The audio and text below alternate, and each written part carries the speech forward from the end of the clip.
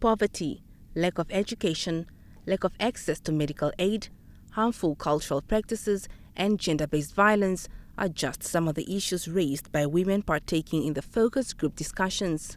The group, through the Lutheran World Federation, hopes issues raised and input obtained will be considered by the United Nations Committee when Namibia submits its official national report in March this year on the progress made to improve the status of women. The UN committee is to discuss, review and make recommendations on how Namibia can further improve the status of women in the country. So what we expect as civil society is for government to convene national stakeholders after March, after that session, after we have received the recommendations from this committee.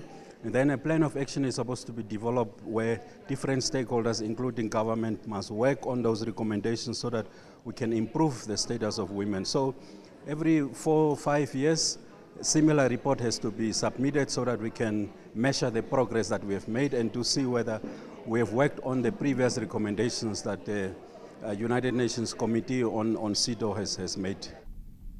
One of the alarming challenges raised in the report is the continuous violence against women and children, and although efforts have been made to curb these acts, more still needs to be done. Therefore, it's very difficult to stand up against people that provide. So if we, as Namibia, can come up with a way to support women to become more dependent on themselves, I believe that we can help in the fight against gender-based violence. Violence against women and children, and whilst there's efforts that has been undertaken, this still remains a challenge, and there are recommendations in terms of how this can be done. We think that we have a national plan against gender-based violence, but this has not been well resourced, and there's no lack of capacity to deal comprehensively with this issue.